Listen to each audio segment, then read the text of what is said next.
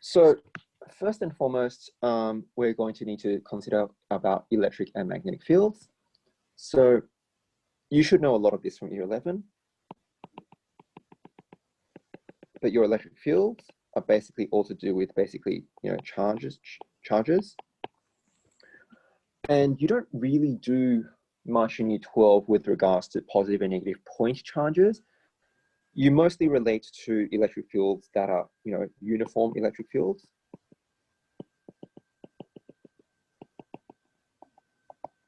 Okay, and with your uniform electric fields, this is usually created by having two plates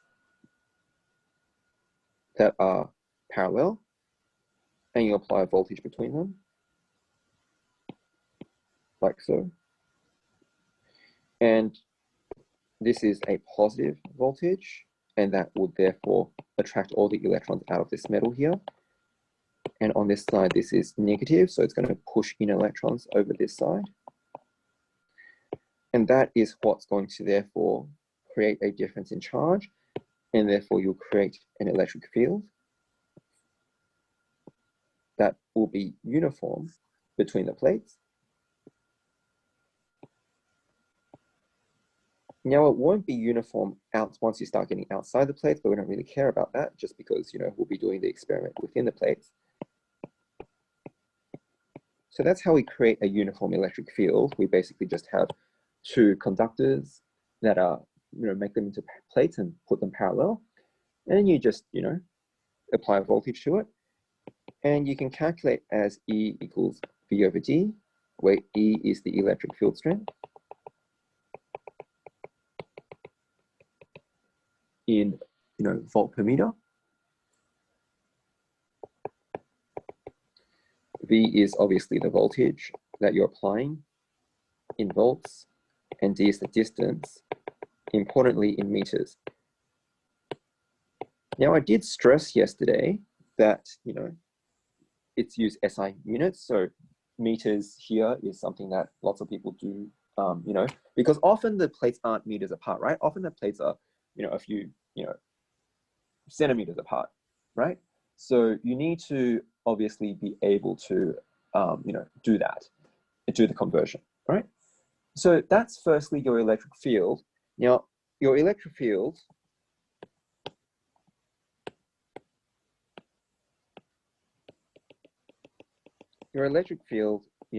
is, as we said, as a result of charges. And basically, it, applies electrostatic force to charged particles. So you might also remember that, from year 11, you've got F equals QE. And so F is the force from the electric field in newtons. Q is your charge in coulombs, and E is your electric field strength.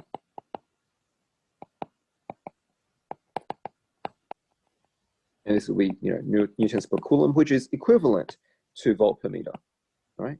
We won't bother with doing all the conversions, but just know that you can take whatever number you worked out here, which we're saying is expressed in volt per meter, and, just dump it in here because the two units are equivalent, all right? Just like how, coulomb per second is like an ampere kind of thing, or anything like that, then very similarly, if you do the conversions for volt per meter, it will actually end up being the same as your Newton per coulomb. Okay. So those are some key formulas you need to know. Now, again, from year 11 as well, you understand that the electric field, acts on the charge.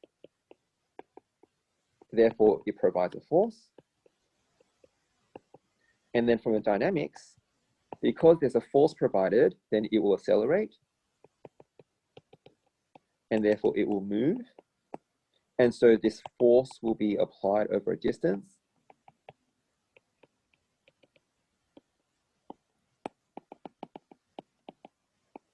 So we know there is a concept called work, which, you know, from year 11 is force times displacement. And this force is going to be, you know, instead of being mg, being the weight, but kind of like what we talked about with your gravitational field, you know, going against the weight, this force is QE, is what we just said. And so it's going to be QE times some distance d. But you might also recall that we said E is V over D. And that's why the work in an electric field can be quite simply calculated as Q times V. So, you know, a lot of students think that your formulas, like there's so many formulas, and, you know, in some ways you're not wrong. There's I wouldn't say there's so many formulas, but there are some. But I think a lot of students just think of the formulas as, oh, okay, I have to memorize this formula, and I have to memorize, you know, this formula, and I have to memorize this formula. Well, you don't really need to memorize them, so to speak. Like, you need to know them, but you're not really going out of your way to memorize them, because really it's just how we sort of kind of do it. So I'll give you an example. I mean, I'll give you an example of work here. And, you know, and the other reason why you don't need to memorize them, obviously, is because in your reference sheet. But the other thing you probably want to recognize as well is, okay, we just introduced F equals QE, but you also understand that, you know, your W equals sort of mg, right? And so W is a force, right? W is a force, you know, due to gravity. And that depends on your mass, and your G, which is acceleration due to gravity. But in some ways, if you have a stronger gravity, you will have a stronger acceleration. And as a result of that, this can be thought of as representing the strength of the gravitational field. And very similarly, your F equals QE, well, this is the force due to the electric field. Q is your charge, which is what it depends on now. And E is, if you like, the strength of the electric field. So, you know, your formulas aren't really different. They're basically the same. You know, your F equals QE, your electrostatic force depends on charge, and obviously depends on the electric field strength. And it's really the product that gives you the force. And in some ways, you know, your gravitational field, you know, acts on mass, and the product of those gives you the total force. And it's exactly the same. And just like W equals mg, which you already are very familiar with from year 10 and year 11, certainly, right? You know, W equals mg, you also don't need to memorize that separately, because W is a force, m is a mass, and g is an acceleration, as we just said earlier, even though we can think of it as representing a, you know, gravitational field strength. But this just relates to, as you can probably see, by the way we've kind of just listed it out here, it's simply F equals ma, where F is replaced by W in that special case where A is replaced by G. So I guess I'm just trying to show you that, yes, there are quite a few different formulas. Yes, you need to know them all, but you're not really trying, or you shouldn't be, hopefully, trying to just memorize them separately, but rather you should see how they relate all to each other. All right? But rest assured, if you do forget any of these formulas, the formulas themselves will be on the reference sheet. You just need to actually know how to use them. All right? Okay. So that is therefore going to be the electric field. And let's now consider what happens to a particle that is charged in an electric field.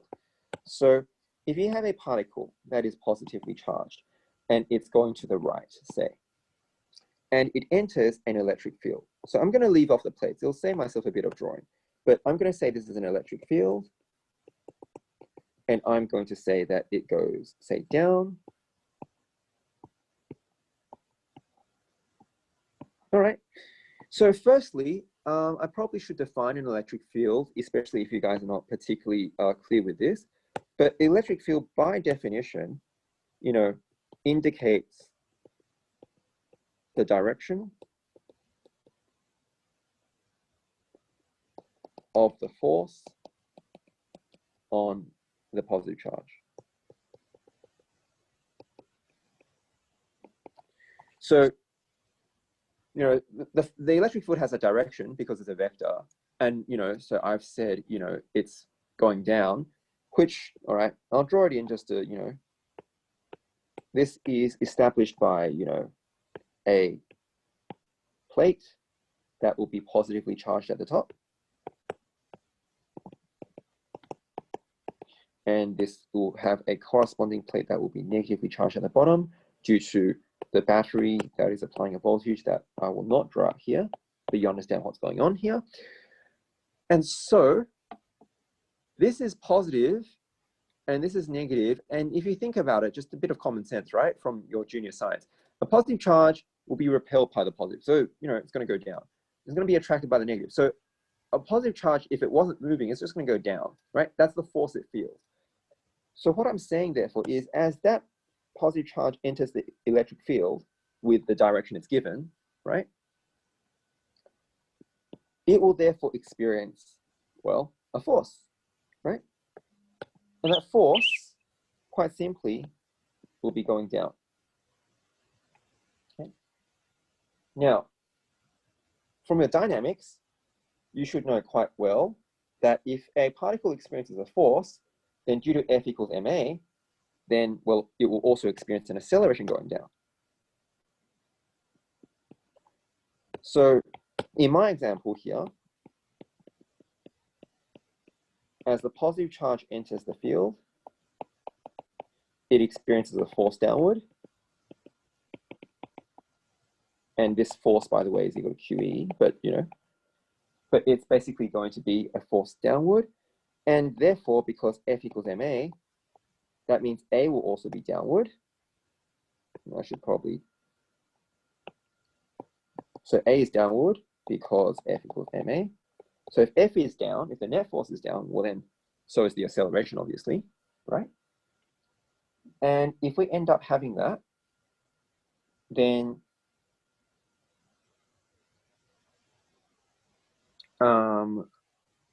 so if the acceleration is downward, and acceleration means it's going to change, right? So when you do that, what ends up happening is that it's going to change direction, right? So you understand that it's going to change direction because it's got a velocity going to the right, its acceleration is going to go down, so it's going to basically start going down. Now, so you understand the velocity is going to change direction, it's going to sort of curve, and I'm just going to draw it like this for now. So I'm going to draw it for black. I'll draw it as black for the moment. So now it's going to do this, and now the velocity is going to do that. I'll rub that out in a moment, but you understand as the particle goes to the right, it's going to accelerate down, so it's no longer going just to the right, but it's going to go sort of right and down. But what you probably should consider is at this point here, what force is it experiencing, right? Because if it's at this point here, the electric field, if you look at the electric field, it's still going down. Which then means at this point here, the force is still downward and the acceleration is still downward, right? That has not changed. And if that has not changed, then of course the particle will still accelerate downward. So I'll leave out the force and acceleration things, but you should hopefully see, you know, and imagine, like, just consider this, right? The force is calculated by Q and E. And E, remember, is V over D. So the voltage hasn't changed, right? The distance hasn't changed, right? So that means the electric field strength hasn't changed. And if the electric field strength hasn't changed and the charge hasn't changed, well, then that means your force hasn't changed. And if your force hasn't changed, then it also means your acceleration hasn't changed. So in fact, you know, and you note that the direction hasn't changed either. So we'll note that as it goes through the electric field, the acceleration is constant, both in terms of magnitude and direction. And so indeed, it will just keep accelerating downwards with some specific acceleration that you can calculate based on the specific force. Like you've got the formulas to calculate the force, and if you know exactly what particle you've got, like a proton, you can sub in the mass and work out the acceleration. Like you can work it out basically. And it's basically, you can see, just putting together your module 4 from year 11 and your module sort of 2, I suppose, from year 11 as well. But now I want you to think about what shape this is. See, we know it's going to curve down, right? We know it's going to curve down. And so it's going to be a curve. There's no question about that. And, if it's really fast, it might not curve down, like it might just curve down slightly. But the fact of the matter is there will be a curve. And so I want you to now consider putting all of that together. When a charged particle enters an electric field, blah, blah, blah, all the things we've said, it's going to experience a force in some direction. That force we can calculate, so it's going to get an acceleration. Repeat all the above, right? Notice that this acceleration is constant in same direction and so on. So therefore, how do you think this, think about how this charged particle will move? Because its acceleration is always down and constant, this really should remind you of something we've done quite recently. And, you'll probably note that the force is down and it's not really related to your velocity. So if you think of the motions we've done yesterday, then projectile motion always has an acceleration downward due to gravity in our model there. Whereas circular motion has acceleration always being perpendicular to velocity. And you'll note that velocity changes direction, but acceleration doesn't. So this is not going to be circular motion, but this basically will be a projectile motion, essentially, right? So it will undergo, well, we won't really call it projectile motion because by technically projectile motion is under gravity, but the concept's the same. So it will undergo essentially a projectile motion, but it will undergo a parabolic arc. And this is a sort of detail I think I left out yesterday, but you guys probably might have gathered from everything we did. A projectile motion is a parabola, and so it's symmetric about the middle.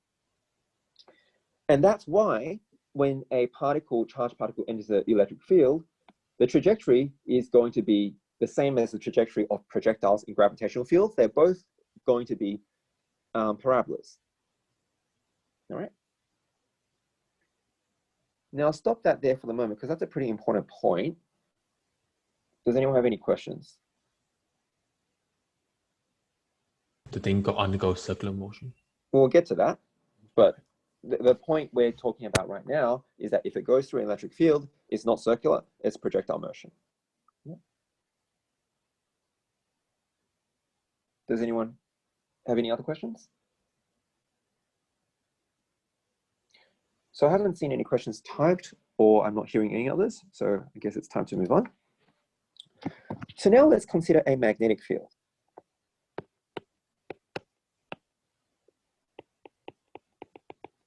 So you need to sort of obviously understand how magnetic fields interact with charges.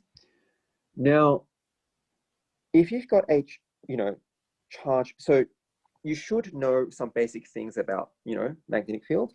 So magnetic fields, from your module 4, you've got your north, south, and all that kind of thing, and magnetic fields just indicate the direction of the force on a north pole. Now, that doesn't really help you directly with charges, so to speak. So what you probably need to remember is that a magnetic field can exert forces, I mean. A magnetic field can exert a force on a moving charged particle.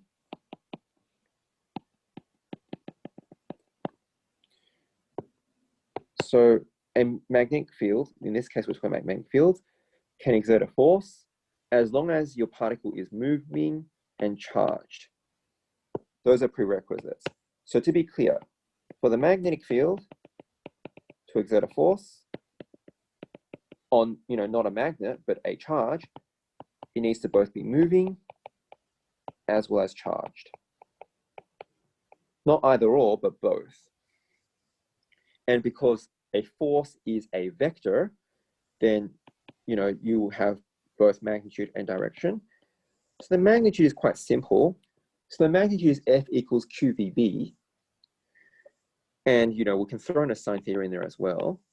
But basically, it's going to be, the magnitude of the force is going to be, so it's magnitude of the force in newtons. Q is the charge in coulombs. V is the velocity of the particle in meters per second. B is the magnetic field strength or magnetic flux density in Tesla. And it's really just the product of those three, but we want the perpendicular product between like velocity and, and B. And so, we want the components that are perpendicular to each other. And so often we treat that as sine theta. So if we're going to use this sine theta, then note that this theta would represent, so it doesn't really matter if you use sine or cosine, but what's important is that you're trying to work out, the perpendicular components of each other versus each other. So if you're using it as sine theta, then theta represents an angle, obviously, between the velocity of the particle and the magnetic field lines. Okay. And so this is the magnitude of the force. The second thing you need to worry about, of course, is the direction.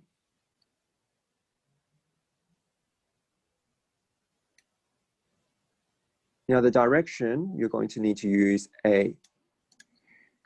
so number one, calculate the magnitude.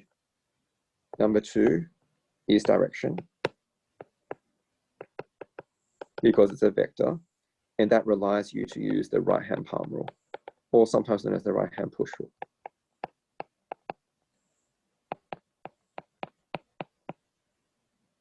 Okay. So let's give you an example of that, but this is your formula that you need to know quite well. So we're saying, assuming, you've got a magnetic field on a moving, that means V is greater than 0. Charge, that means Q is greater than 0. Particle, therefore that will give rise to a force. This force equals QVB sine theta in terms of magnitude. And we need to talk about the right-hand palm rule. So the most obvious example, I suppose, is, and remember, one thing you also need to sort of remember, when we're talking about magnetic fields, you now need to start thinking in 3D. So if you weren't sort of used to that, from year 11, although you really should have, your teacher should have helped you sort of establish that basis in year 11 with all your magnetic fields and electric things, you need to think in 3D, okay? And so when we do any sort of diagram with magnetic fields, it really makes sense to do things in 3D. So I'm going to use green to represent a magnetic field this time. So note, this is not an electric field, this is a magnetic field now. And my magnetic field, I'm going to, for example, use crosses.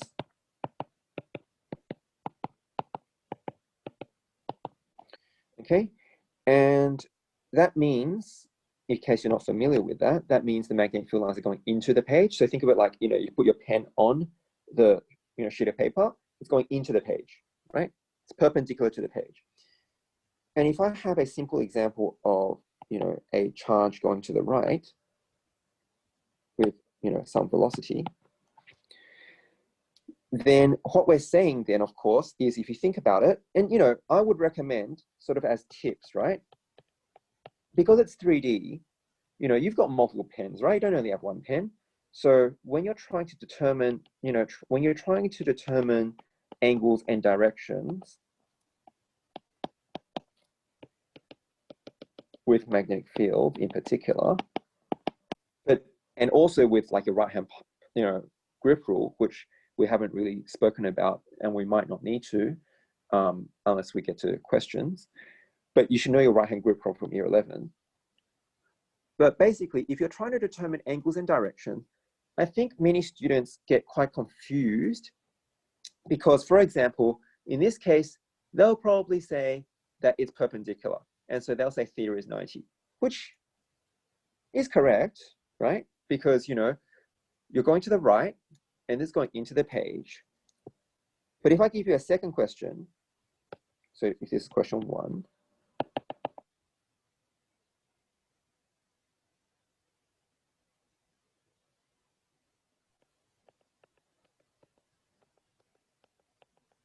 and this time in my second question, I have a positive charge and it's going this way. And this angle is 60 degrees. Then, well, I'll give you guys just a very short amount of time. Can you guys tell me what you think theta is in this situation? Just type it privately or in the chat. I don't really mind what you think. Well, you should have had more than enough time to do that now. I really didn't get any answers apart from Lin Hans. But look, as I said earlier on the previous page, theta represents the angle between the velocity and the magnetic field lines. And I think a lot of students have trouble sort of visualizing what this looks like. And so it may be helpful for you to basically use a pen, all right? When you're trying to determine an angle or directions and what's between them, then I would suggest you basically use pens. So you can have one pen being velocity and another pen being the magnetic field lines, in this example anyway. And what that basically means is that in this case, one pen will then lie flat on your piece of paper heading in this direction. But the other pen, if you do it properly, is going to be pointing into the page. So it's going to be vertical. And so in that case, with that in front of you, it's going to be very easy to see that it's 90 degrees.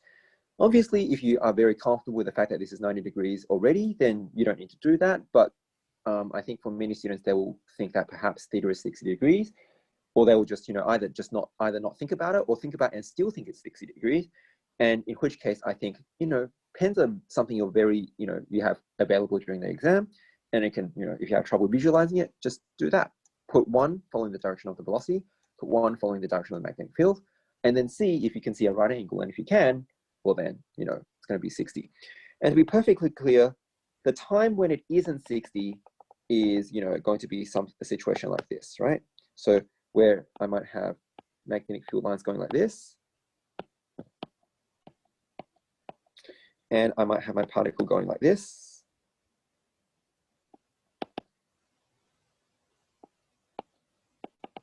So in that case, this angle would be theta.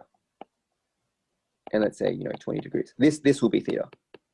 Should probably perhaps do it this way. So if this is 20 degrees, in this case, theta would equal 20 degrees. Okay. And the reason why theta equals 20 degrees and the reason why we take the sine is because if we think of sine theta will work out this component of the velocity. And so we are trying to get, wait a minute. Actually, it will not be 20. Sine theta will work out that component which is parallel. So indeed, if that's 20 degrees, and you're using sine theta, this is going to be 70 degrees. So that's exactly why I've said that, you probably should not be focused on whether it's sine or cosine and so forth. What you really want to focus on is the fact that you've got a velocity that is, in this case, perpendicular to the magnetic field. You've got a velocity that is parallel to the magnetic field.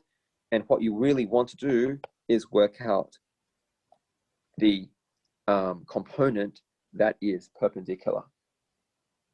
And that's why if you were insisting on using sine theta, you would let theta equal 70 degrees in this case. and not 20 degrees in this case, right? So remember, more importantly than whether it's sine or cosine, you're really taking V perpendicular versus B. You want to take the part that is perpendicular, not the part that's parallel. Because if it's parallel, it's not giving you any force. You need to cross the magnetic field lines. So it's this component that we care about. And that actually is going to be cosine 20 in my diagram, or sine 70 if you wanted to use sine. Whereas in both these diagrams, because it's just 90 degrees, no matter which place, no matter what direction on the plane you're going at, in both cases here, theta is 90 degrees. Now, you also definitely need to know the direction, and that's the right-hand palm rule.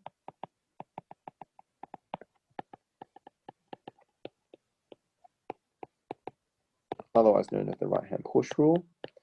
And so you basically, so importantly, it's the right hand. Importantly, it's the right hand, because left hand will obviously give you a different answer. And you don't want that. So if you hold out your sort of hand, like so, not to scale, obviously.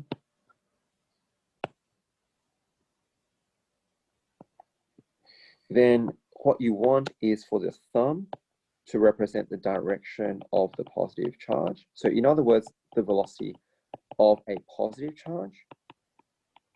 And again, pay attention to positive charge. If you have an electron moving, you'll have to reverse it. And your fingers are going to represent basically the direction of the magnetic field. And I guess if you like, you're going to get sort of coming out of the page,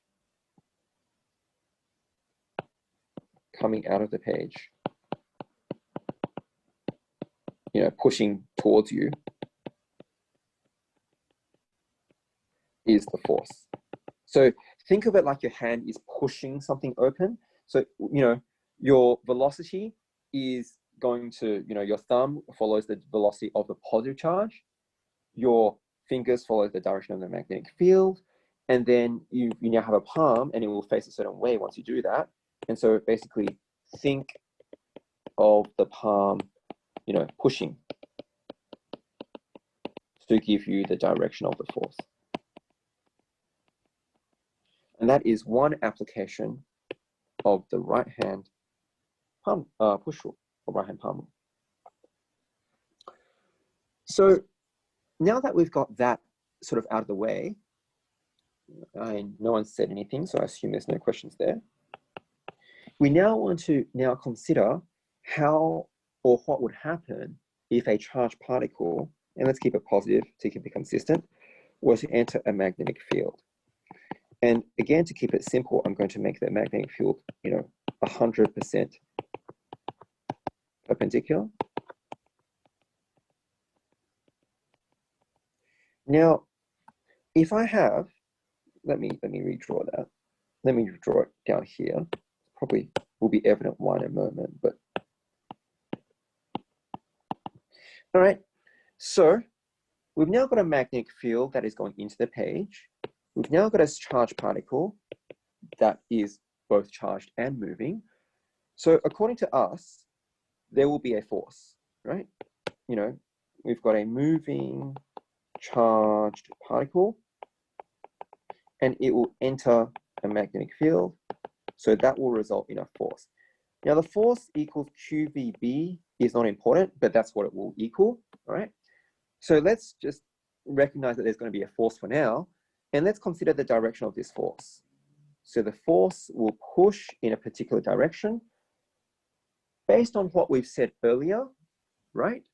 You can orientate your right hand so that the thumb is to the right, and your fingers point into the page because they follow the magnetic field lines.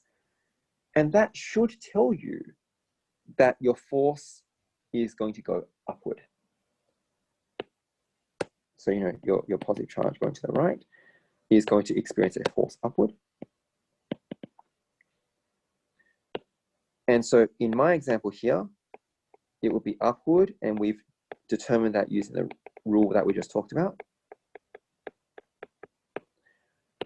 Now your right hand push rule then will push it upward. But again, just like before, because F equals ma, that means you're going to have an A upward as well. So I won't draw in the A just to keep the sort of diagram a bit nicer, but just recognize that whatever the force is, the direction of the acceleration will be the same direction.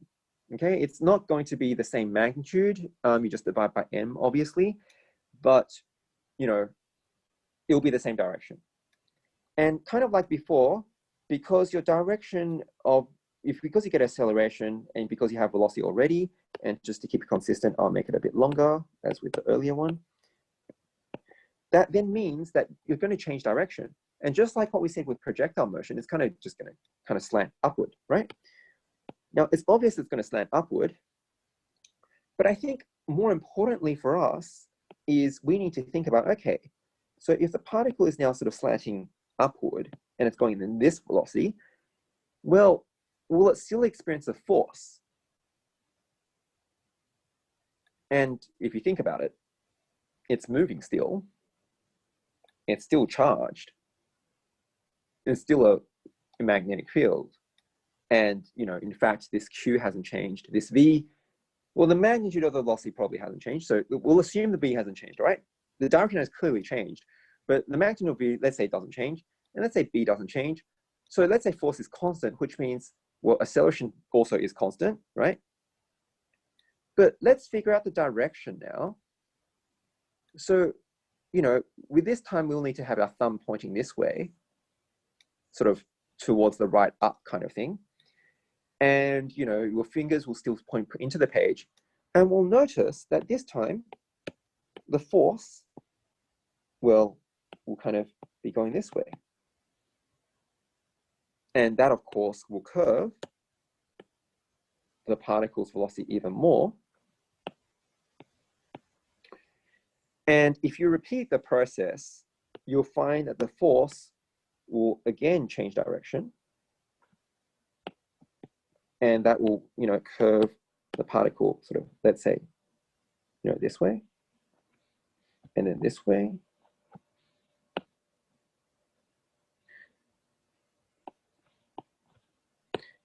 And so right now, you know, it might not be particularly clear to you. I mean, hopefully it's clear given the work we've done yesterday, but it might not be particularly clear just yet exactly what this motion is. But if you think about it, now this particle is moving up, but it is still moving, and it is still charged, and it's still in a magnetic field, if the magnetic field is big enough, which means it still experiences a force. And based on our sort of, you know, directions of our palms and so forth, this force is now left. And if this is a force pushing left, that means, well, it's going to now go towards, you know, it's going to keep curving. So perhaps that might make things more clear to you what motion this is, because clearly this is no longer a projectile motion, because if you think about it, a projectile is never going to curve back on itself, you know. So we can either think of this, you know, just keep going, and then we'll find that it does keep curving around. But the other way to that you probably notice, and you may or may not be aware of this, but note that the force due to the magnetic field is always perpendicular to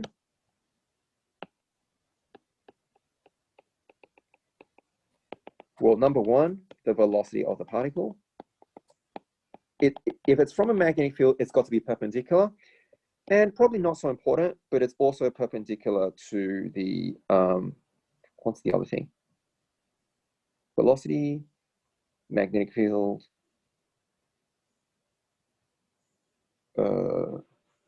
velocity, magnetic field. Oh, it's also perpendicular to the magnetic field as well.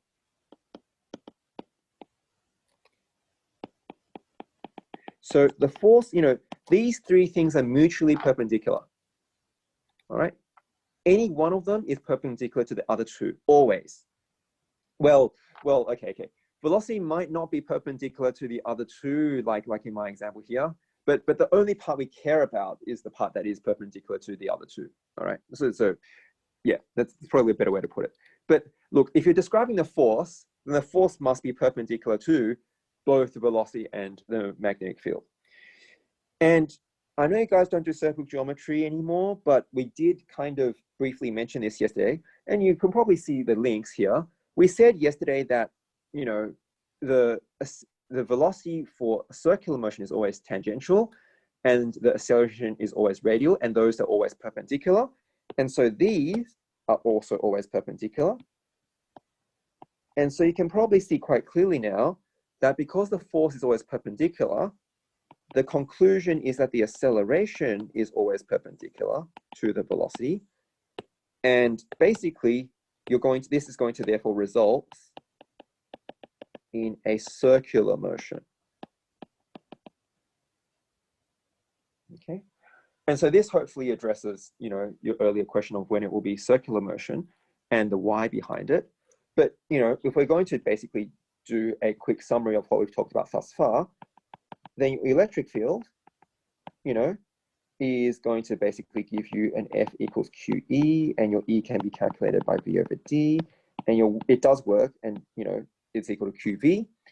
And if a charged particle were to enter it, then you will undergo a parabolic arc, basically like a projectile motion, because the acceleration experienced is always in the same direction, just like gravity. And if it were to enter a magnetic field, well, thus far, the only formulas we've talked about is, you know, QVB sine theta. And because if you have a charge, positive or negative for that matter, if it enters, then it will undergo circular motion. All right. And that's because the acceleration is always perpendicular to the velocity. And in fact, we can take this further. I mean, it's, as I said, it's really just a mixture of your dynamics, whether you think of that as module 2 or module 5, as well as what you've done now. So, you know, we will also then get, because we're now saying it's circular motion, then your centripetal force must come from your magnetic field, which then means, and we'll keep it simple, let's say theta is 90 degrees. That means your mv squared over r must equal qvb. And so you can quickly solve for the radius must equal mv over qb. So, you know,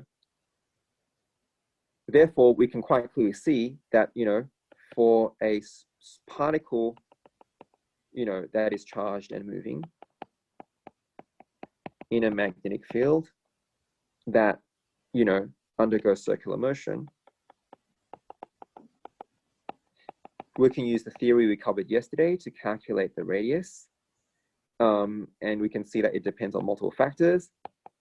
It depends on its mass, velocity, charge, and magnetic field strength. And it's probably quite clear to you at this point in time with that formula there, that as mass goes up, or velocity for that matter, then charge, the radius will go down. And as, you know, charge and magnetic field go up, then the radius will go down. Hopefully that's all very clear now.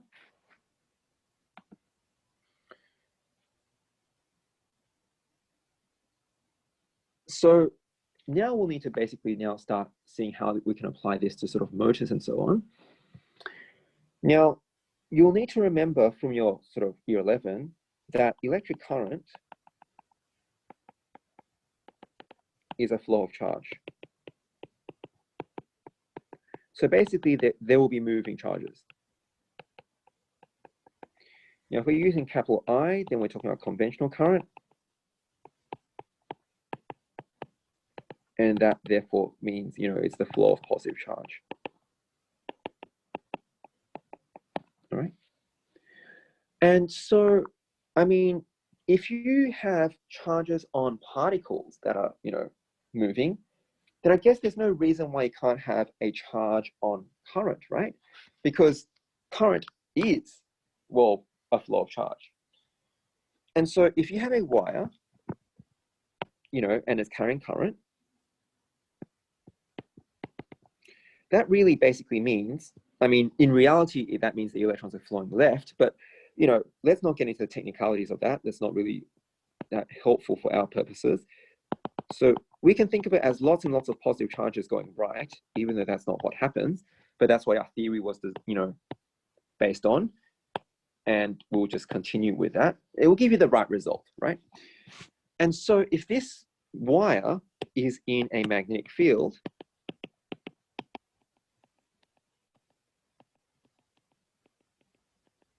then there's no reason why these charges don't experience a force, because after all, they're charges and they're moving and they're in a magnetic field.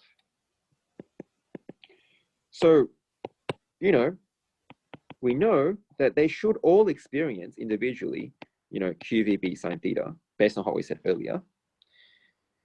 But of course, you know, in our example here, theta is 90 degrees. And of course, you know, it's kind of quite annoying to work out, you know, what the charge is of your particle. You don't know what the charge is. You're not really measuring that. You're measuring the current, right? You're not measuring velocity. You know, in a circuit, you're measuring current, voltage, and stuff like that. You obviously need to know B, but you don't really measure the charge specifically or the velocity. So let's kind of think of what velocity means. So velocity, you kind of measure by distance over time, right?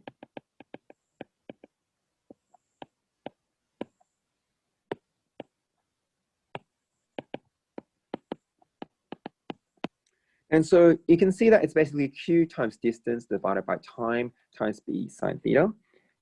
And we can, you know, we can move this time across to the left. I mean, that doesn't really, you know, we haven't changed anything, right? I mean, mathematically, it's still equal. Now, you may or may not be familiar with this, but by definition, current is Q over T. You know, the derivative of Q with respect to T, if you're being more specific, but basically, how much charge flows per unit time is, by definition, current. So we're just going to replace it by current, I. And the distance, well, I mean, it's the distance of the wire, right? So we're going to replace it by the length of the wire, L, and B sine theta, which is why you can also calculate the force using BIL sine theta. So as I mentioned before, yes, you've got different formulas. You've got the QVB sine theta version, and you've also got the, you know, BIL sine theta version. But really, they're the same formula, right? It's just that in this situation, this one's more convenient for you. But it's not like, you know, it's not like you can't use this formula. You could, if you could be bothered measuring, you know, how many charges you've got and all that kind of thing. So F here will be the force exerted by the magnetic field. B here will be the magnetic field or magnetic flux density. So that's in newtons, that's in Tesla. L is going to be, you know, the length of the wire in meters. So again, distance seems to be the one that most people have trouble with. So be careful with that. Theta is the same thing as before. You know, it's the angle between, you know, the magnetic field and the wire direction. And, you know, I'm going to give you the same tip I gave you earlier, which is, well, you know, have a pen go in the magnetic field direction, have a pen going in the direction of the current, and, you know, that way it will help you see what's going on if, you know, if you don't already know. Okay, and so, you know, given that we've got F equals BIL sine theta in this situation, although of course it's essentially, you know, it's essentially equivalent, then you just need to basically think of what happens, you know, as we'll vary the sort of situation. So as B goes up, quite clearly F will go up. So, you know, in other words, the stronger the magnetic field, the stronger the force, all else equal. You can probably also see as I goes up, F goes up. So, you know, again, the more current you put in, the stronger the force. As L goes up, F goes up. So again, you know, if you've got, you know, a longer piece of wire, and you have to remember, I mean, did I write it? So it's the length of the wire in the magnetic field. All right, it has to be in the magnetic field. So, you know, there's no point saying, okay, I've got a wire and it's really long, but, you know, the magnetic field is only this long. And, you know, I go, okay, well, this is, you know, 100 meters. You can't use 100 meters. It's not the point. You know, you have to take this length. This is L, not this. All right. So as you know, as L increases in length with, you know, as long as it's all within the magnetic field, then it will go up. And well, as theta goes to 90, so the perpendicular force will go up. Okay. So we're basically saying that, well, we're saying that those are what you would basically need to do to take advantage to maximize the force there. So in other words, for maximum force, you want a strong magnetic field. That's probably quite clear. You want a high current, probably also quite clear. You want a long length of wire within the magnetic field, and you want the field to be perpendicular to your current. All that hopefully is very clear. Okay. Now, obviously then, you know, it's also quite clear that you'll be no force if, well, there's no current, there's no magnetic field, or the one that I think, you know, many people get tripped up on a bit is if I have a situation like this.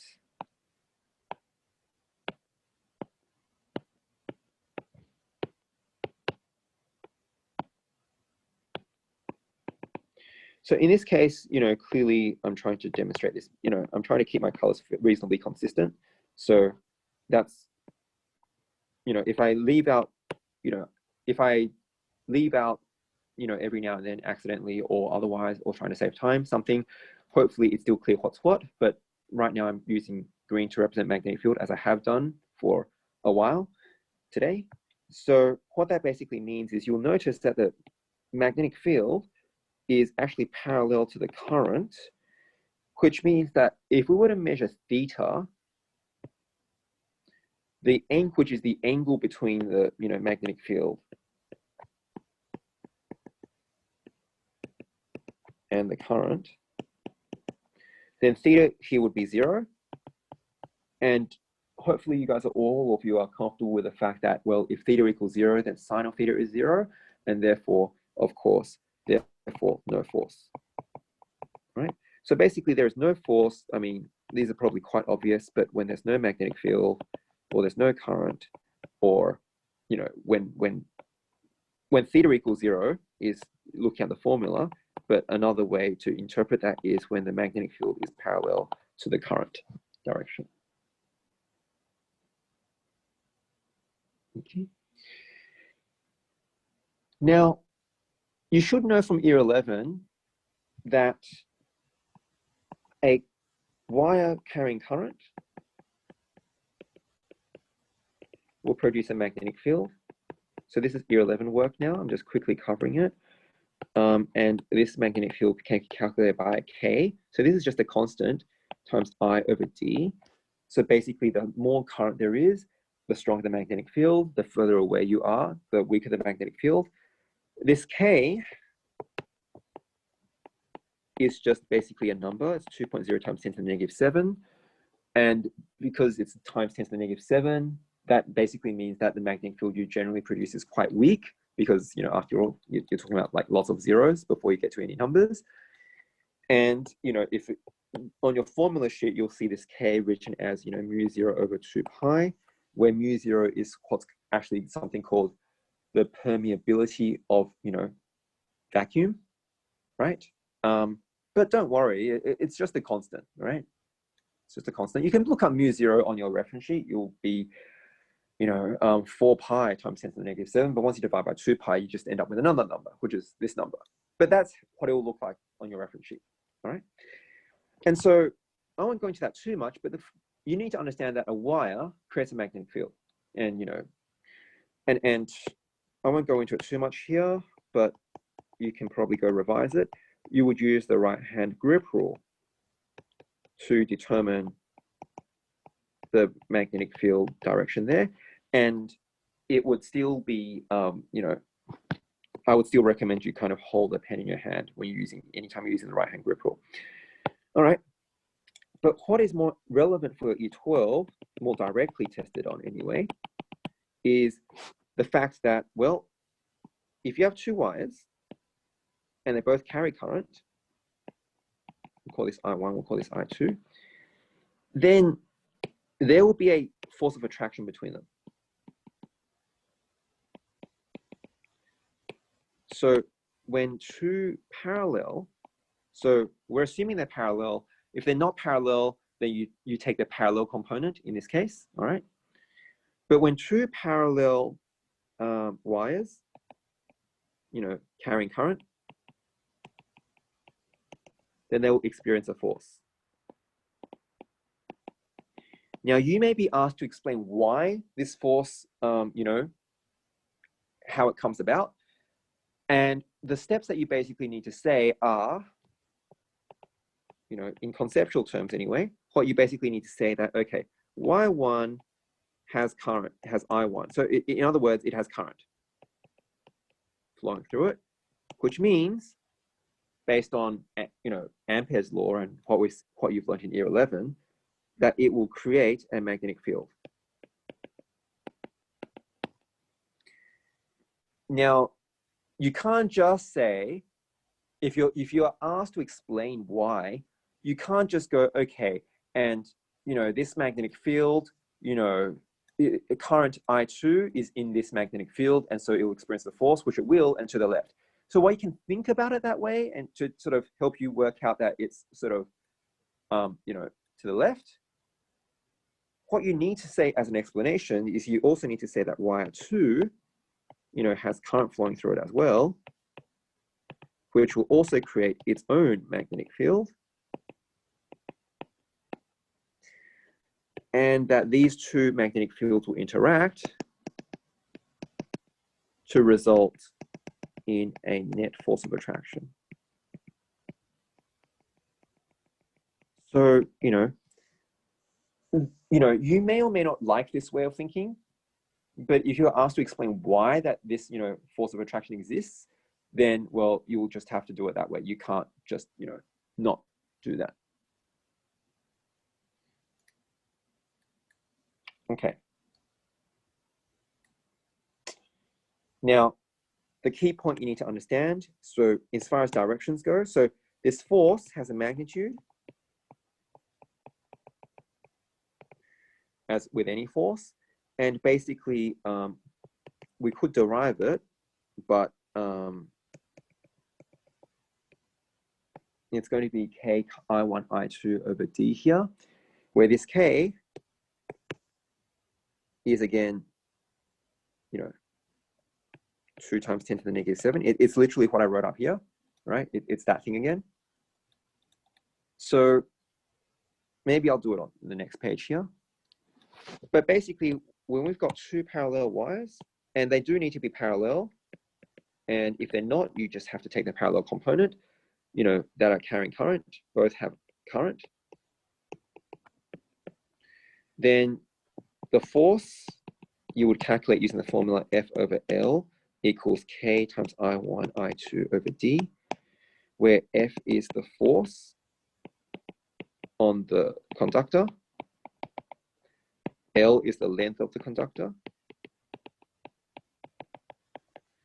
You know, so if, you know, that is parallel, so, you know, you don't take the entire length of the conductor, you only take the length that is parallel. And so on the left-hand side, it's really not force, it's force per unit length. If you were asked to calculate this force specifically, you need to multiply the L across, right? K is just a constant.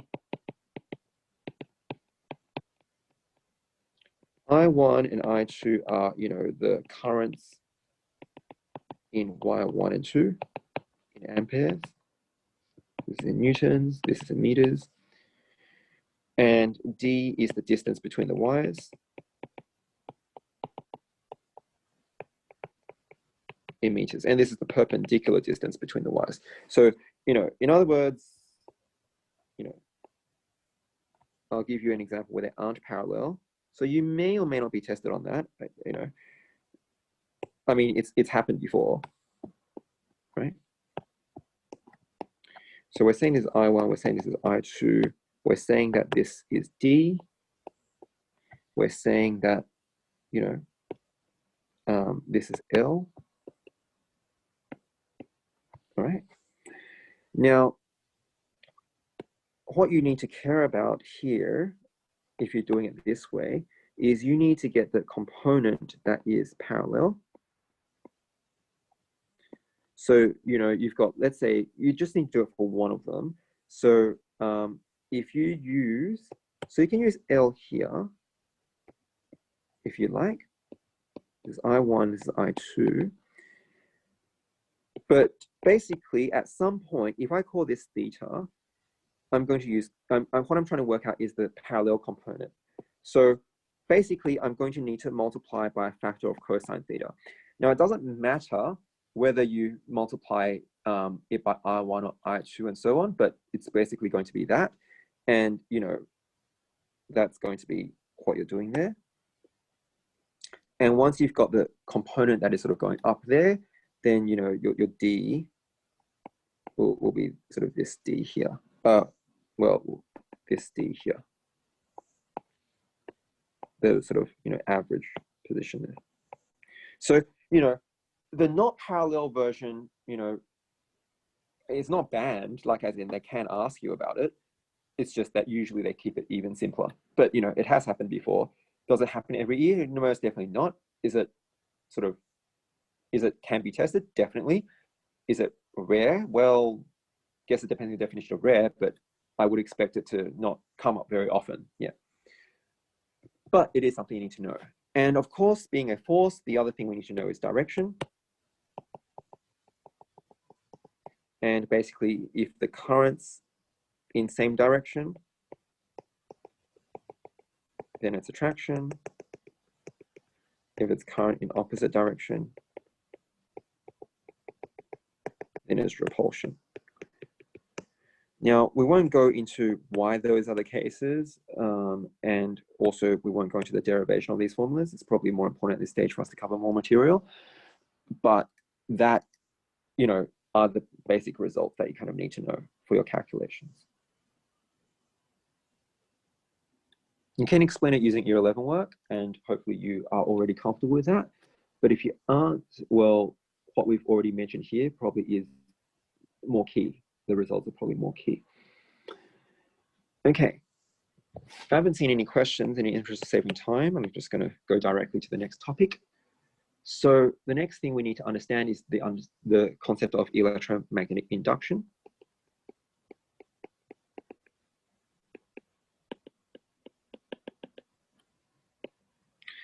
So I think something that you might want to sort of recognize and do is basically you need to understand what induction means. And I think it might be worthwhile to sort of explain that, because I think a lot of people have trouble with this topic, you know, largely in a way because they don't know what induction is, right? So, you know, they don't understand what induction is. So let me spend a little bit of time to explain what is induction. And, you know, how is that different to things that aren't induction? So you're probably used to a circuit where, you know, you connect a battery and, you know, you connect it to a light bulb. You know, year junior science and year 10 work, and, you know, year 11 work too. And so, you know, this has a voltage. And this voltage, well, comes from your battery, right? You know, it comes from a battery. And this battery, you know, pumps electrons around, blah, blah, blah. And so it helps this experience of potential difference, which we write as a voltage and give off light, and so on and so on and so on, because it's connected, right? So the battery is connected to the light bulb and, you know, provides directly through wires, it provides that energy. Now, you could get another sort of circuit, and I'll draw a very simple version of it, all right? So I won't, not all the details are necessarily going to be correct, but the point is this. Let's say I've got, something. Don't worry about what that is necessarily, and don't worry about what, the symbols necessarily mean. All right? But what I'm basically saying here is, all right, I've got, something, all right? I've got something. If you're comfortable, that's an AC source. But anyway, and I'm basically going to just pump, this is my wires, right? I've got a wire, right? And this wire just gives me a coil, all right? So I've got something and it's going to pump wires or current, you can think of it like just going around like that. It doesn't really matter for the moment. But basically this wire, it coils around here. But I mean, it never gets to the light bulb, right? I mean, you've got electricity flowing around in these wires, but it's not connected to the light bulb. I mean, not like this, it's not going through the light bulb. It's just, it kind of is like a short circuit as far as you're concerned, right? It's just a wire going around and back to itself. It never, ever, ever touches the light bulb. And the electricity from here never goes through the light bulb. Now, of course, you might go, well, yeah, but then, well, what's the point, right? Well, the thing is this light bulb will actually light up. There will be a voltage here. And you might go, well, how does it get that voltage? And I guess that's what we're going to get into. But the fact of the matter is if you put a voltmeter here, you will measure some sort of voltage. And it does relate to, this circuit, because if we just turn this circuit off, if we just, if we had a switch, right? If we turn this, if we turn this off, then there is no voltage. And if we turn this on, then there will be a voltage. So this voltage does come from circuit one, from the circuit on the left. But unlike what you're probably very comfortable and used to, these wires aren't connected to these wires. So you can't just go, well, because I closed the circuit and so there's a voltage applied, so there'll be a voltage. I mean, it's not like that. It's not like these wires are connected. They're not. So, if you're thinking about it very traditionally, you can think of this as circuit one and this is circuit two, right? This is circuit one and this is circuit two. Or, okay, circuit A and circuit B. And circuit A and B are technically not linked with, there are no wires between A and B.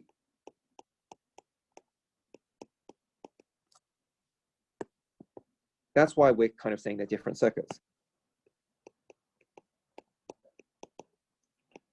But the thing is, turning off A means there's no voltage for B, and turning on A means there is a voltage for B. So basically, circuit A, whether it's on or off, and basically what happens in circuit A does affect B, even though they're not like connected by a wire.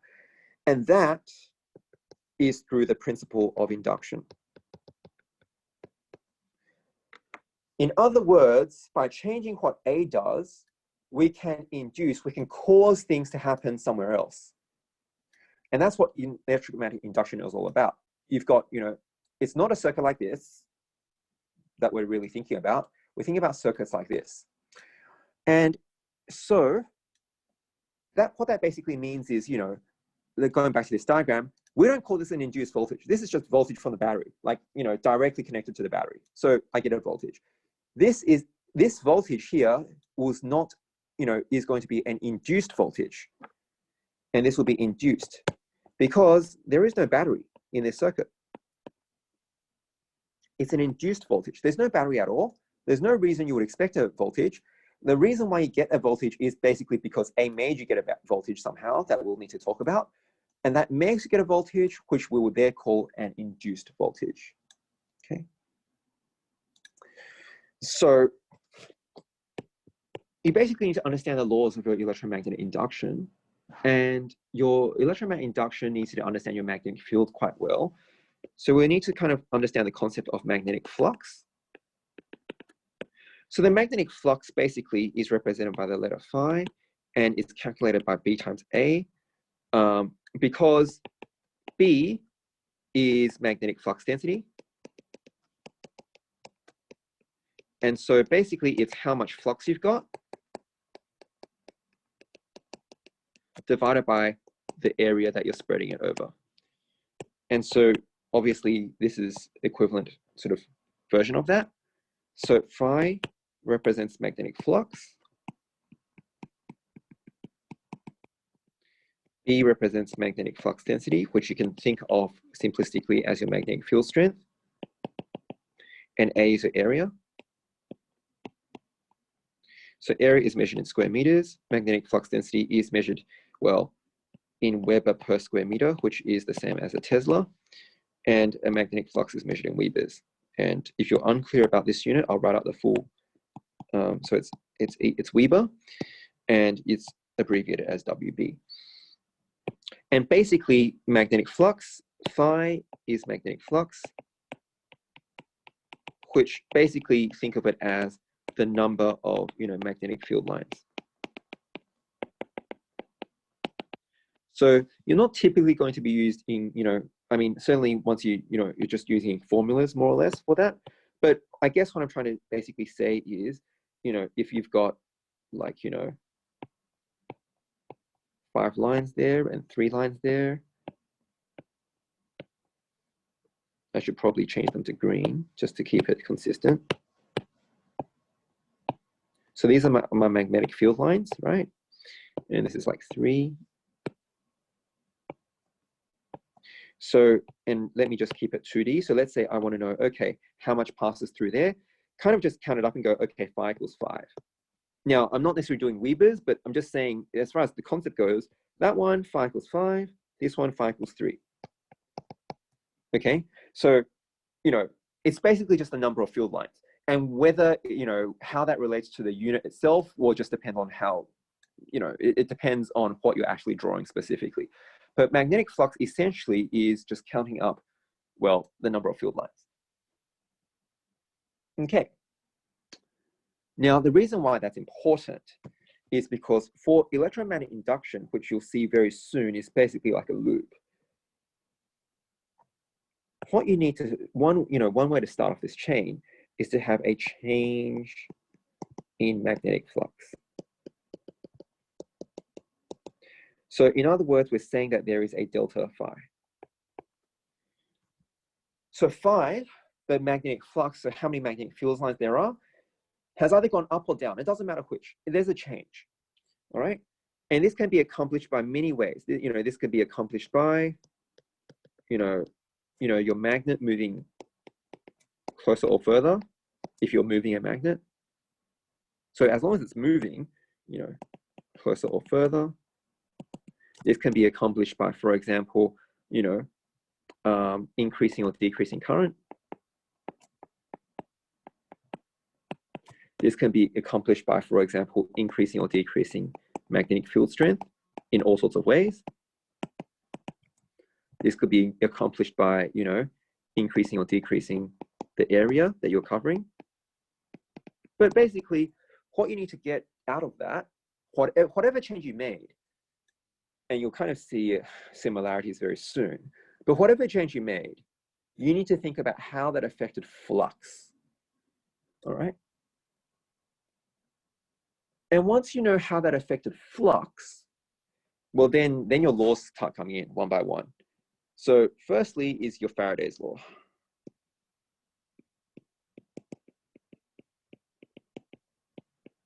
So Faraday's law says that the induced EMF equals negative delta phi over delta t. So it's not actually what Faraday said, but it's the law that you guys get quoted. So basically Faraday's basically saying that, in words, what we're saying is if there is a change in flux,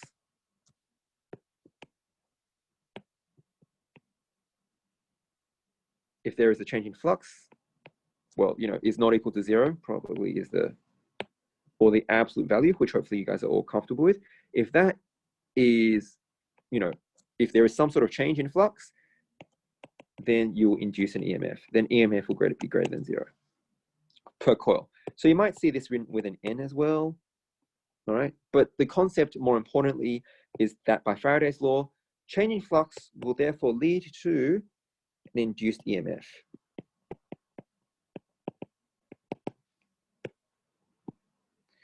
And well, what is that? EMF stands for electromotive force.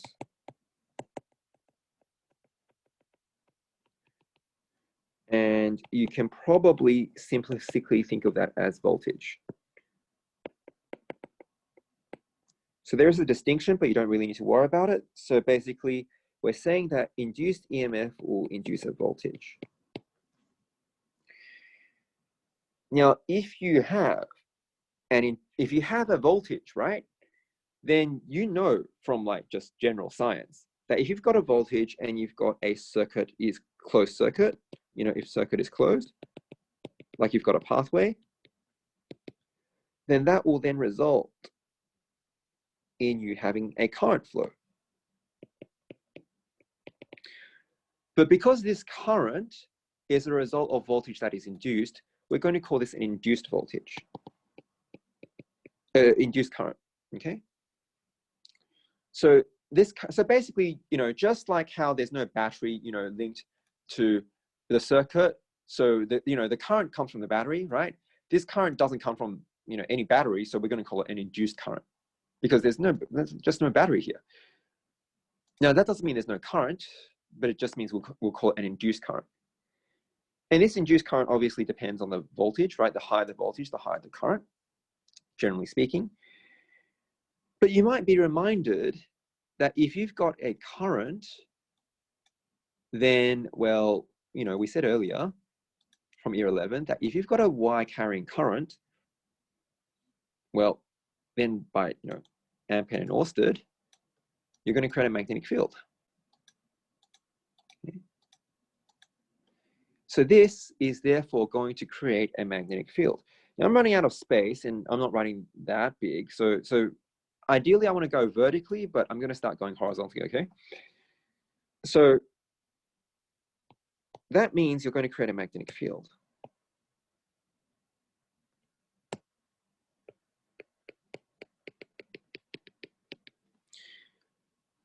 And so the reason for that is because your current, you know, as we said, any current will produce a magnetic field. And, you know, this is because of the fact that, I mean, it's just simply because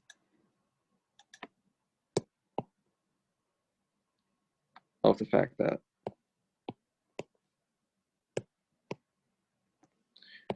your, you know, B equals Ki over D, where K is mu naught over 2 pi.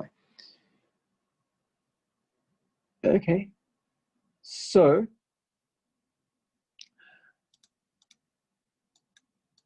with the magnetic field, you're now going to create this magnetic field, and therefore this magnetic field will quite clearly affect your magnetic flux, because after all, you know, magnetic fields have field lines, and your magnetic flux basically is going to be talking about, you know, magnetic flux, right?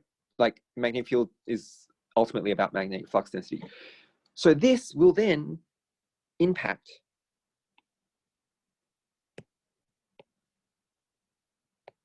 your magnetic flux. And you can see why it's going to be a circle here. Like it's going to be a circular thing.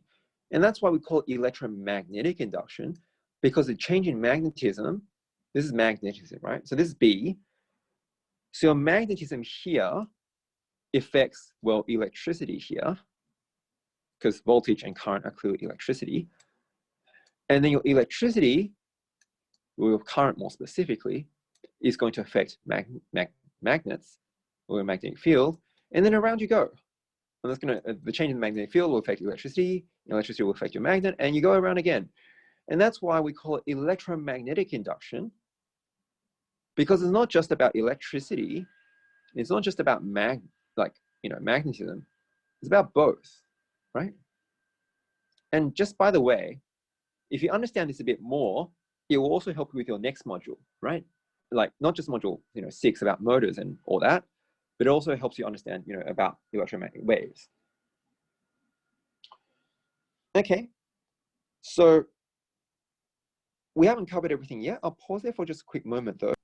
Okay, so just running through it again, all right? You need to firstly have a changing magnetic flux. Doesn't matter how that's achieved, any and all sorts of ways. You could have multiple things changing and no changing flux. What you need to do is work out if there is a changing flux. And that basically means, is there a different number of field lines that crosses the area you're interested in? If you're examining a wire or loop, then you're looking at the inside of that wire or loop. You don't care about the outside. You only care about the inside of that coil or anything, all right? So you basically need to figure out that inside that coil has the number of flux lines that cross it changed. If the answer to that is yes, for whatever reason it is, if the answer to that is yes, then Faraday's law gets activated, right? Faraday's law says, well, this is the mathematical statement of it, but Faraday's law says that the EMF that is induced, all right, the EMF that is induced, or if you like, the voltage that is induced, less technically, is basically, it's proportional to the rate of change. That's why it's delta phi by delta t. It's the rate of change of flux, all right? For those of you who might be more comfortable with maths, you can think of it as the first derivative of phi with respect to t.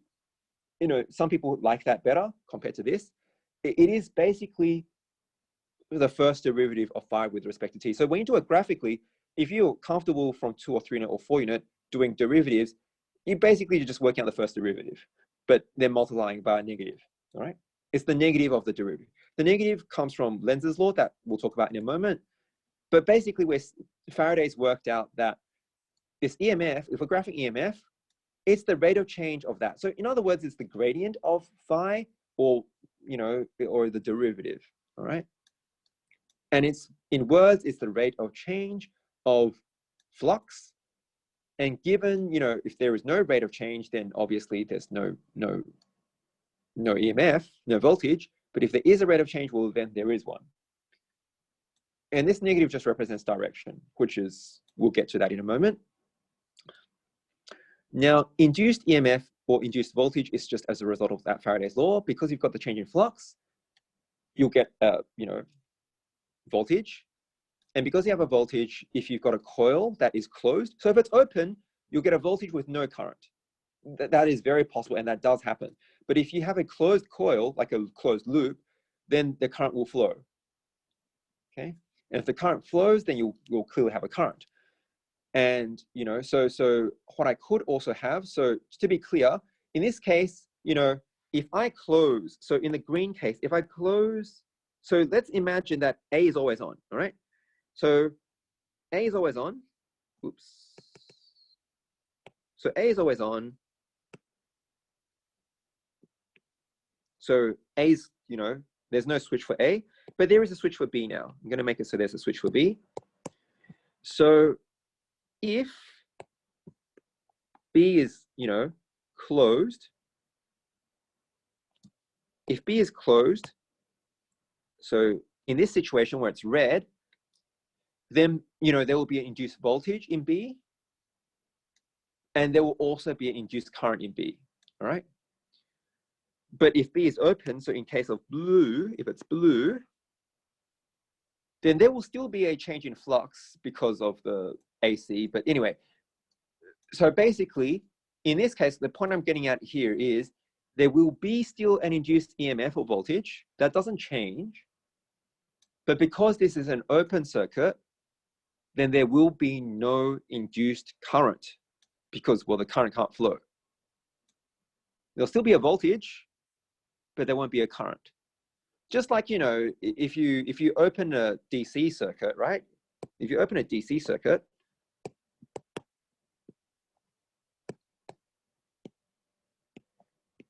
you still have a voltage. There's no question about that. You still have a voltage. I mean, the voltage from the battery doesn't go away just because you open the circuit. I mean, there won't be any current, and there won't be any, okay, so there won't be any voltage across the light bulb because it doesn't get to see this other side, but the battery still has a voltage, and there still is a voltage difference between this side of the circuit and the left-hand side of the circuit, but there'll be no current. And the same thing here. When you open the circuit, there'll still be a voltage difference between this side of the circuit and this side of the circuit. So there is still an induced voltage, but there's just no current anymore. Having said that, we're more interested in the case where there is a current. So if there is a current, then by this law, you're going to basically get a magnetic field, okay? So this is discovered by Oersted from year 11 and 1800s or something like that. And so they'll create a magnetic field, and this magnetic field will therefore affect your magnetic flux.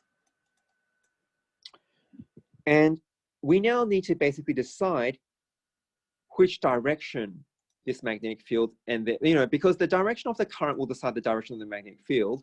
So we need to decide the direction of the current or the direction of the voltage. They're all related, right? The direction of the voltage will decide the direction of the current. The direction of the current from the right-hand group rule in year 11 will decide the direction of the magnetic field. So let us imagine that this magnetic field, let's say, adds on to the change. So you had an initial change, it goes through this, and then this thing makes that change bigger. Let's imagine that happened. So if the change went bigger, well then you're going to go around again, but this time making it bigger. And that will make this bigger. And this will then go around again to make that bigger. And if that's bigger, then this is bigger, and this is bigger, and around and around and around you go repeatedly until you have infinite voltage and infinite current. And that clearly doesn't work, right? I mean, you can't just, okay, make a small change and then all of a sudden you have infinite voltage and infinite current. So that's wrong. It will violate the conservation of energy. And so that doesn't mean this doesn't happen. It just means that we have the direction wrong. So that means when you get to the magnetic field, this magnetic field can't add on to the change. It won't add on to the change here. What will happen is the magnetic field will, resist the change. And, for those of you who are here for chemistry as well, you probably will start to see that this is kind of like the Chatelier's principle. I mean, different principles, but essentially the same sort of idea. You made a change, and this system of your wires and magnets and things will go against your change. You made the magnetic flux go up, it's going to make the magnetic flux go down. So this current will flow in a way to oppose the original change in flux. So if you made the change in flux go up, the induced current will flow in such a way that, the change in flux will go down. If you made the flux go down, the induced current will flow in such a way to make the flux go back up. And, just like Le Chatelier's principle, for those of you who know that, you will resist the change, but and therefore you will minimize the change, but the change will still happen. It's just trying to, prevent it happening, but that, the direction compared to before is still, if you increased it, it will kind of fight against you, but there is still an increase, and so on. And this is Lenz's law. So Lenz's law is a result of the conservation of energy, which therefore states that the induced current will flow in such a way such that it opposes the original change in flux. Okay. And in fact, that's why there's this negative here. This negative is really Lenz's law, not Faraday's law. All right. But, nowadays we kind of write Faraday's law as the whole thing because, of course, it affects the EMF direction as well. So this negative really just affects direction because it's a vector, right? So, hopefully to give you guys a bit more clarity, Faraday's law essentially just states that the induced EMF, otherwise known as voltage, is proportional to the rate of change of magnetic flux. So, you know, written out mathematically, it would be written kind of like this. You may see a reference to an N here. That's if you've got, you know, that's for multiple coils, right? So N is just the number of coils, but, you know, the concept is basically the rate of change of flux. And if you, you know, if you double the number of coils, then you double the area. That's why you double the flux change. And for those, if you're comfortable, then, you know, the more advanced version that you don't need to write for physics in year 12 in the course, but if you're comfortable, it's the derivative, all right? If that doesn't help you think about it, feel free not to worry about it. I'm presenting that in case, you know, in case you are comfortable with that, because some students, you know, having spent a lot more time on maths than their physics, for example, and, you know, that's everyone's choice. And, you know, I'm just trying to make it easier for you. So if you understand your maths really well, but not your physics so much, then you can think of it as just the first derivative, okay? And so, but obviously you don't need to say that for physics course. You can just say this. And, you know, if you understand how, you know, oh, wait, I already wrote D here, sorry. So, you know, if you understand derivative, you know, it's just taking delta t approaching 0 from your maths. So they're equivalent really, except this is the sort of delta t to 0, and this is just for some average time. All right, and then Lenz's law states that the induced current will flow in the direction such that the magnetic field produced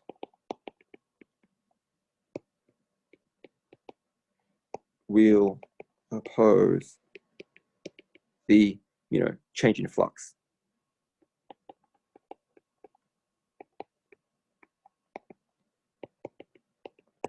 That, you know, gave rise to the induced current.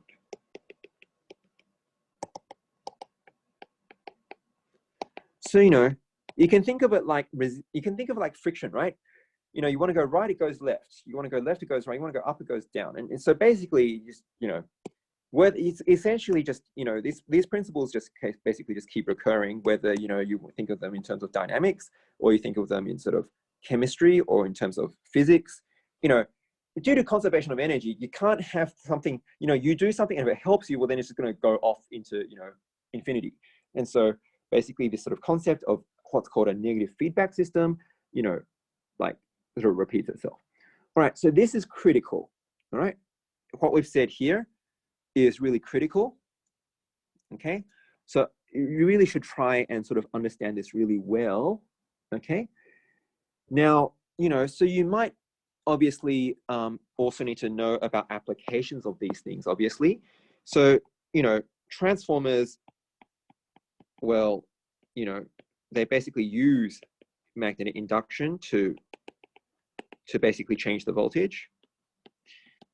Unfortunately, I don't really have time to go through that in detail with you, but basically, if you, you know, basically, due to the different number of coils, if you think of a transformer as like, this is called a primary coil and this is called a secondary coil, but basically, if you have a, you know, if you have a different number of coils, then, and you assume that, you know, the flux change will be different, and that's why the voltage will be different on each side.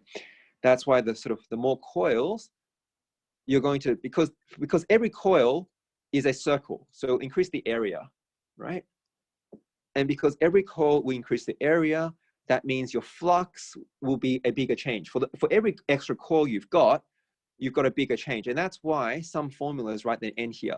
Whereas I'm thinking, I guess, I suppose, as far as I'm concerned, the N is in the flux. The way I'm thinking about it, the N is in the flux. But if you think about it as flux per coil, then, well, then you need to multiply by the N, right? If you're thinking on a per coil level. Whereas I guess I think about it as total flux, where if you call it a second time, I think of that as a second circle and a second area, right? It's the same anyway. But transformers, in very simple terms, you'll have your input, you'll have your output. This is otherwise known as primary coil. This is otherwise known as the secondary coil. Through the principles of electromagnetic induction, the fact is that you'll have different number of coils on each side. And so if we say the number of coils of primary divided by the number of coils of secondary will equal the ratio of the voltages, all right? So I'm not sure if you prefer primary or secondary or in or out, but look, you need to be comfortable with both sort of ways to express it. So remember, think of transformers as used for changing voltage, okay? Used to change voltage. I think that's probably easiest for you to think about it that way. And that's why if we have a step up transformer, then the output is higher voltage. You stepped up, right? Output voltage is higher. If it's a step down transformer, then the output voltage is lower. So I think that's probably the easiest way to think about it. So step up the voltage, voltage goes up. Step down the voltage goes down. Okay. Now, that voltage change, if it's perfect transformer and an ideal transformer, this is for ideal, right? For an ideal transformer, then it will be directly proportional to the number of coils, which is more or less what we've been talking about here. And now for an ideal transformer, we also have no power loss. So that the power in equals the power out. And so in other words, V in times I in equals V out times I out. And therefore, V in over V out is going to be inversely proportional. So, rather than memorizing the formula, I personally would recommend you sort of understand the concept here. The power is constant, all right? Your power is constant. So what you need to understand, because this is what's called an inductive load. So I guess this confuses some students. Most students think, if voltage goes up, current should go up because they're thinking about circuits like this, right? If you've got a circuit like this, yeah, of course, Ohm's law. Voltage goes up, current goes up, right? You close the circuit, obviously, right? And, they're thinking like this. But these aren't linked. There's no wire. So when voltage goes up, current in circuit A, so, if voltage in A goes up, then, and you assume power is constant, right? Because A will have a certain power, right? So you can make voltage and current go up, that's fine, but that just means the power of A goes up. But whatever the power of A is, it's some set number. It's not, you can't just randomly change that, but A will have some power, whatever that is. You can say you'll double the voltage and that will double the current and that will quadruple the power. That's true. But the point is there's still some number for the power of A. And B, at best, can only get all the power from A. In reality, it's not going to get all of it. It's going to get some of it. But in the best case scenario, B can only get all the power from A. And, because you're doing it through induction and not through a wire, then basically it's not the same rules as Ohm's law. Ohm's law has nothing to do with this right now during this stage. So this confuses some students, but basically what I'm telling you is power is constant, for ideal. And if it's not ideal, then you actually lose.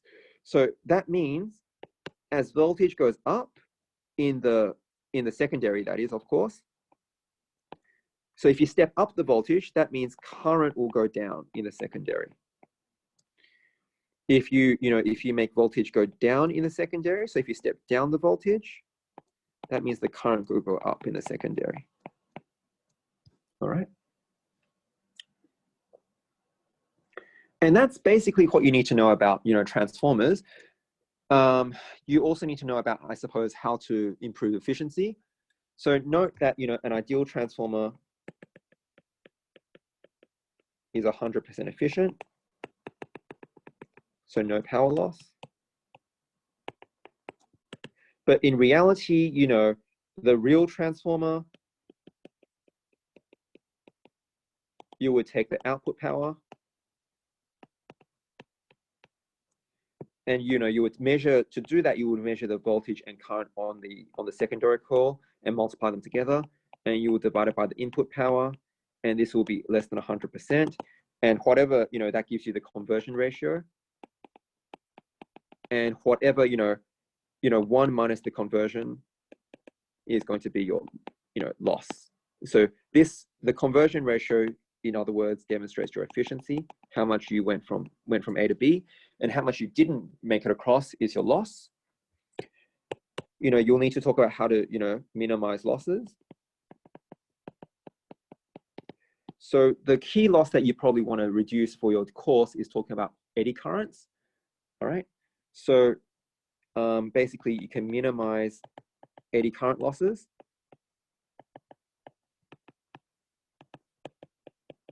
And you will achieve that sort of by laminating the iron core, or you could replace the iron core,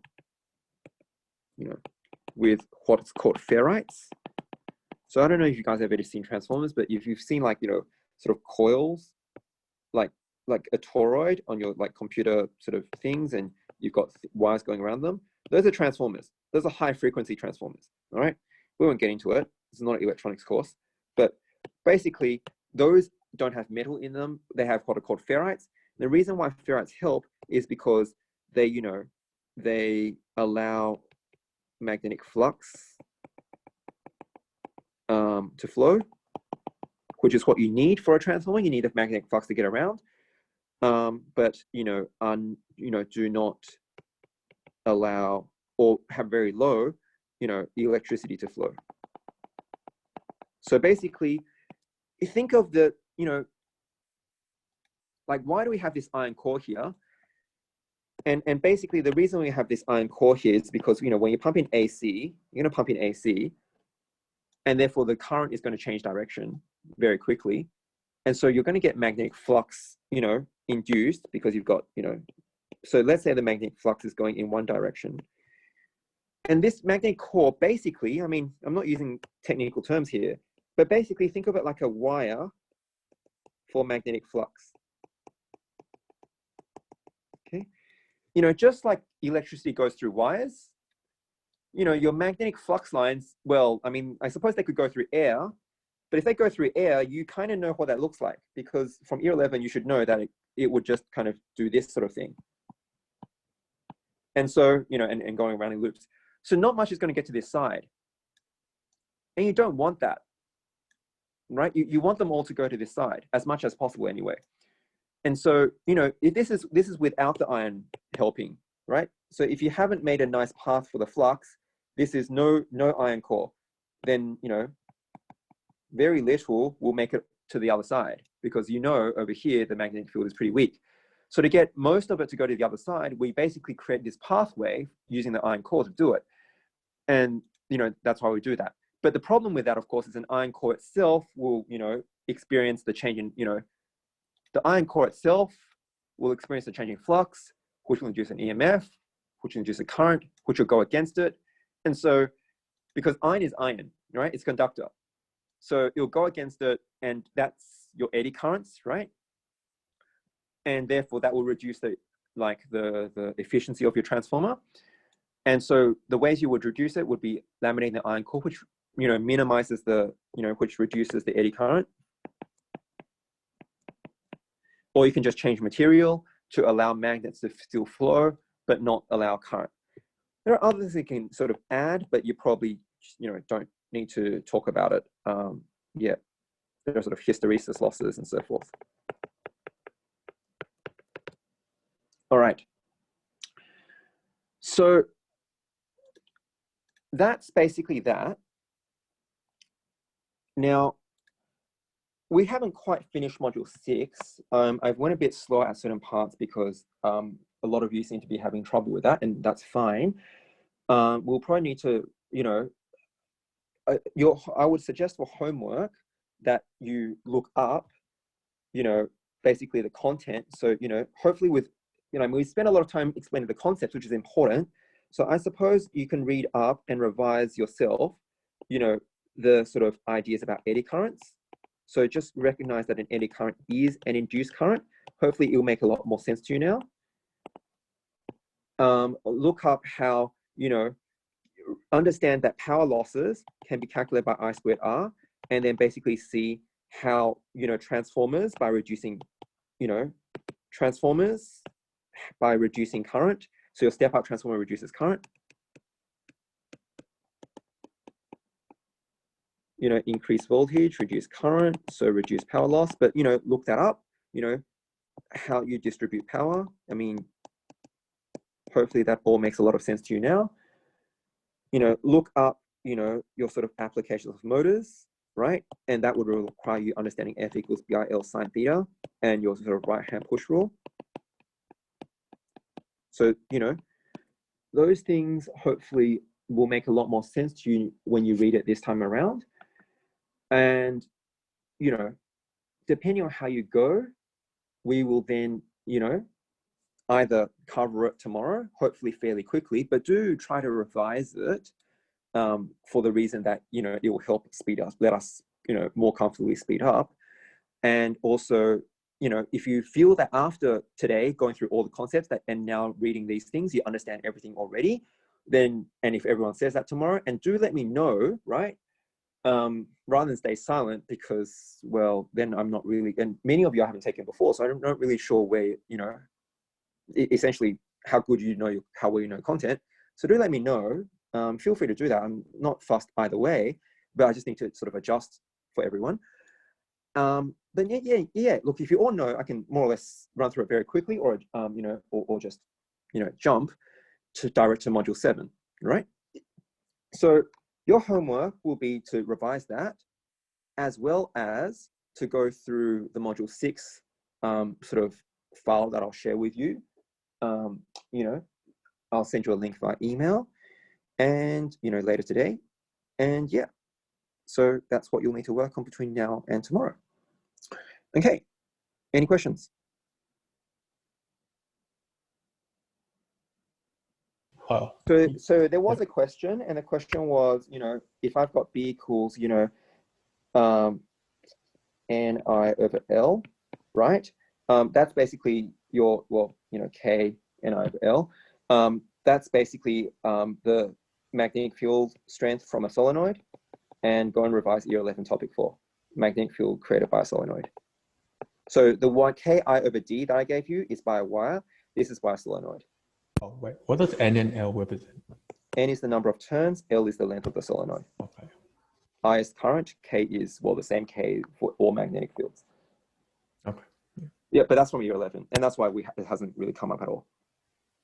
Now, it doesn't mean you don't need it. I mean, I don't know what they'll test you on, and you can be tested on anything from year 11. Yeah. All right, great.